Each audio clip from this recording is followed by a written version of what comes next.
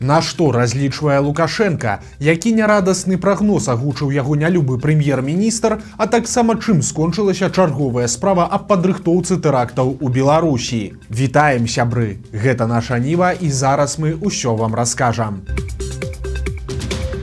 Блакітныя мары Александра Лукашэнкі ці яго апошні шанец атрымаць легітымнасць. Пасля абрання Дональда Трампа прэзідэнтам Амерыкі ўсё часцей гучаць прагнозы пра хуткія перамовы паміж Расіяй і Украінай і магчымы канец вайны. З гэтай нагоды актывізаваліся і лукашэнкаўцы. Днямі намеснік міністра замежных спраў Юрый Амбразевіч заявіў, што Беларусь абавязкова павінна ўдзельнічаць у мірных перамовах і, цытата, «Інтарэсы афіцыйнага Мінска павінны быць улічаныя». Але ж тут лагічна ўзнікаюць адразу некалькі пытанняў, пра якія інтарэсы ідзе гаворка, чаму гэта так патрэбна Лукашэнку і ці гэта ўвогуле магчыма. І тут давайце паспрабуем разабрацца. Калі гаварыць пра нейкія інтарэсы Мінска, то яны даволі простыя. У першую чаргу гэта зняццё санкцый, а таксама гарантыі бяспекі, прычым невядома, наколькі Лукашенка сапраўды верыць у тое, што кажа, калі галасіць пра пагрозу з боку НАТО. Але ж гарантыі, што каліноўцы не ўвойдуць у Беларусь, ці што ў Беларусі не адбудзецца пасля нейкіх дыверсій, яму усур'ёз патрэбныя. Што тычыцца ўдзела Мінска ў перамовах, то тут у бакоў будуць зразумела супрацьлеглыя пазіцыі. Захад разглядае сённяшнюю Беларусь як расійскую марыянетку, а Лукашэнку як нелегітымнага прэзідэнта. Таму хутчэй за ўсё Еўропа і ЗША будуць выступаць катэгарычна супраць.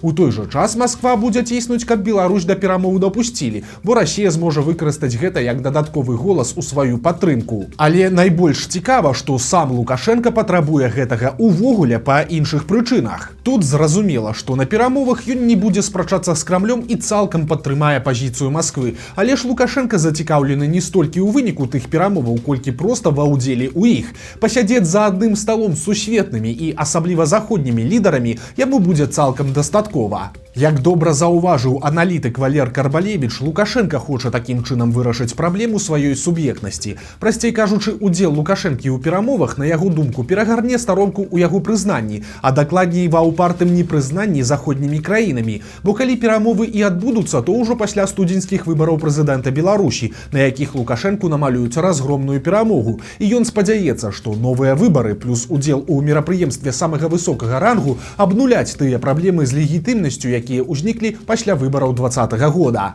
Калі так сапраўды адбудзецца, то для Лукашэнкі гэта будзе сапраўднай перамогай, незалежна ад выніку саміх перамоваў, бо шанец на нармалізацыю адносінаў з Захадам у яго ёсць і цяпер, але ж яму вельмі не падабаюцца умовы, бо для гэтага трэба выпусціць палітвязняў, прычым выпусціць не выпадковых людзей, асуджаных за фота ці каментары, а самых вядомых, такіх як Бабарыка, Калеснікава ці нават Ціханаўскі.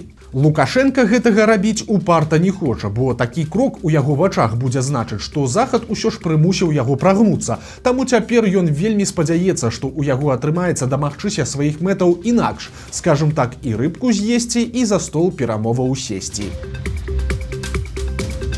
Сумны прагноз беларускага чыноўніка. Прэм'ер-міністр Роман Галоўчынка прадказаў дэфіцыт інжынераў на беларускіх прадпрыемствах. Па яго словах, ужо праз 5 гадоў можа наступіць сур'ёзны недахоп маладых спецыялістаў. Віну Галоўчынка усклаў на адукацыю. Маўляў, універсітэты набіраюць і рыхтуюць менш спецыялістаў, чым таго патрабуе рынак працы. Сярод прычын прэм'ер адзначыў адсутнасць новых інжынерных спецыяльнасцяў, састарэлыя праграмы падрыхтоўкі і матэрыяльна-тэхнічную базу. У выніку Галоўчынка заклікаў, цытата, «Гэтую сістэму неабходна мяняць і адаптаваць да рэальнай сітуацыі».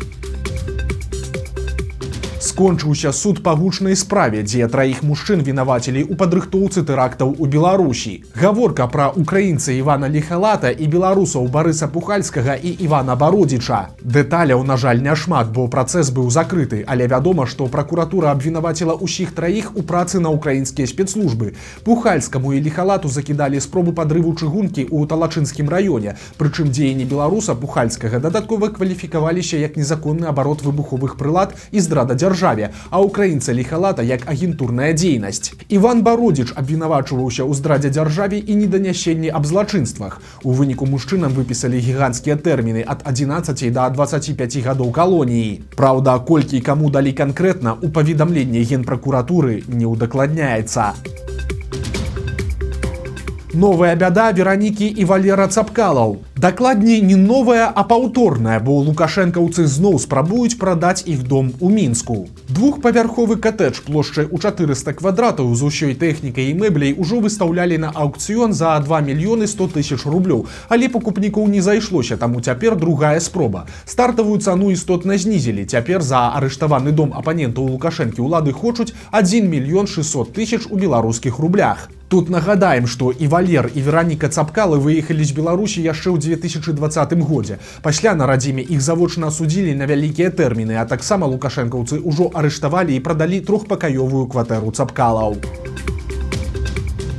Страшныя планы беларускага міністэрства абароны. Вайскоўцы пахваліліся, што ў айчынную зброю дададуць штучны інтэлект. Цытата. «Мы працуем у галіне нейрасеткавых тэхналогій, то бок развіцця штучнага інтэлекту і укаранення яго непасрэдна ва ўзоры ўзбраення і тэхнікі». Канец цытаты. Праўда, што за зброя і навошта ў ёй нейрасеткі, вайскоўцы удакладняць не сталі, але ж можна меркаваць, што гаворка ідзе альбо пра ракеты, альбо пра беспілотнікі ці сродкі барацьбы з імі. Дыпламатычны скандал паміж Варшавай і Мінскам набірае абароты. Пачалося ўсё з фільма «БТ», дзе паказалі вярбоўку беларускага дыпламата польскімі спецслужбамі ў Малдове. Ну, а пасля панеслася. Спачатку беларускае міністэрства замежных спраў уручыла ноту прадстаўніку Польшчы. Затым высветлілася, што беларускі дыпламат з таго сюжэта на справе ніякі не дыпламат, а кадравы афіцэр КДБ пад прыкрыццём. І адпаведна ўся гісторыя з вярбоўкай хутчэй за ўсё была добра спланаванай правакацыяй лукашэнкаўскіх агентаў, каб пасля паказваць тое відэа ў прапагандзе. Цяпер новая серыя, і ўжо палякі выклікалі беларускага часовага паверанага ў Варшаве і ўручылі яму сваю ноту. Яны паскардзіліся на агрэсіўныя паводзіны беларускіх спецслужбаў і прыгразілі сіметрычным адказам. Трывожная цішыня. Беларуская атамная электрастанцыя не працуе ўжо 2 тыдні, але ўлады пра гэта упарта маўчаць. Як даведаліся журналісты партала «Зеркала», сітуацыя не тое каб шараговая, бо калі першы энергаблок спынілі для планавага рамонту, то другі адключылі праз праблемы. Прычым, калі верыць крыніцам журналістаў, гаворка ідзе пра нейкія няспраўнасці контуру, які з'яўляецца носьбітам радыёактыўнай вады.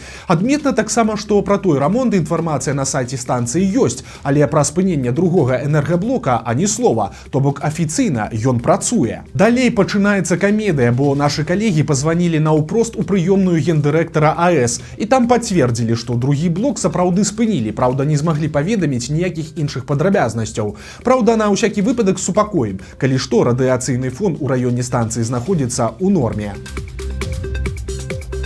Салодкія казкі пра беларусаў і падаткі. Цяпер на упакоўцы цукерак «Алёнка» ад гомельскай фабрыкі «Спартак» з'явіліся QR-коды, подпіс пад якімі абяцае казачныя гісторыі. Але ж калі перайсці па гэтым кодзе, то нечакана трапляеш проста на старонку партала Міністэрства па падатках і зборах. Прычым на старонку, дзе сапраўды сабраныя павучальныя аўдыёказкі. Усе яны пабудаваныя прыкладна па тых самых сцэнарыях і выдаюць прыкладна адну і тую ж мараль. Калі ў дзяржаве плацяць падаткі, то ўсім жывецца добра. Напрыклад, у казцы пад назвай «У якім царстве жыць добра» расказваецца пра дзяржаву, дзе ўсе жылі ў дастатку, і пра іх суседзяў, трыдзявятае царства, дзе ўсе жылі ў беднасці. Маўляў, у трыдзявятым царстве і метро не хадзіла, і паркі ніхто не разбіваў, а ўсё таму, што нічога не чулі пра падаткі.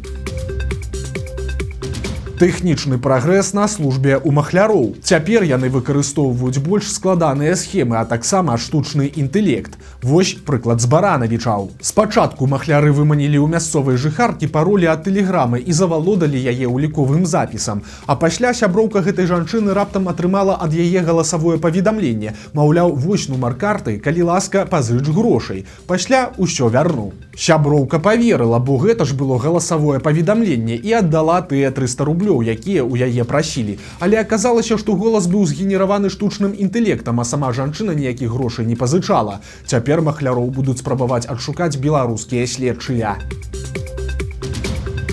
Адбыўся незвычайны суд. У Гомельскай вобласці адбылася бяда. Загінуў мужчына, які вяртаўся з палявання разам са сваім сабакам. Каля чыгуначнага пераходу сабака, спалохаўшыся гудка, тузануў ланцужок і пацягнуў гаспадара наперад. Мужчына упаў на рэйкі проста перад саставам і загінуў пад коламі цягніка.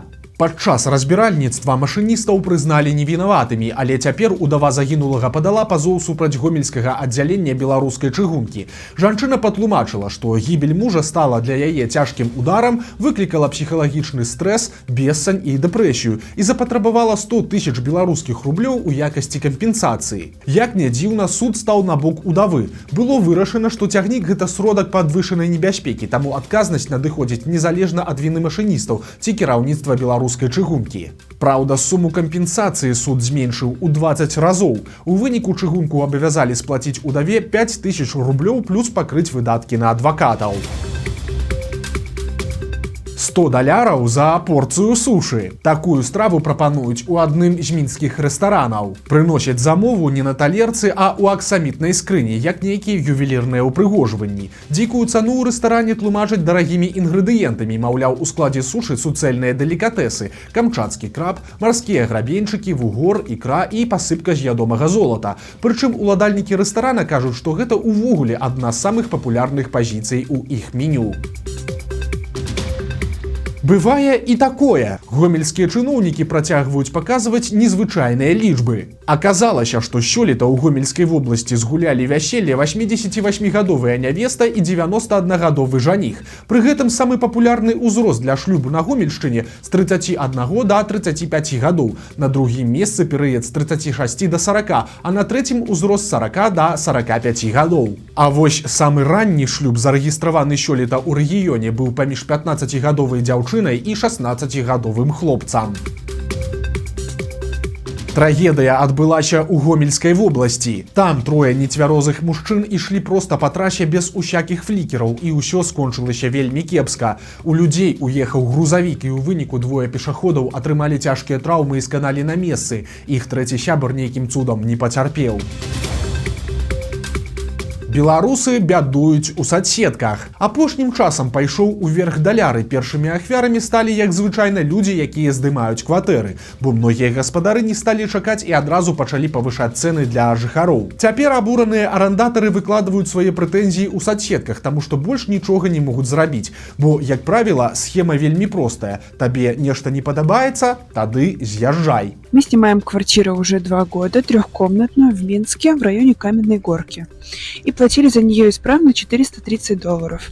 У нас закончился очередной договор, и на Новый год нам сказали платить $500. Конечно, я все понимаю, что квартира не моя, что хозяйка вправе сама распоряжаться стоимостью своего жилья, и в городе вскочили цены на квартиры.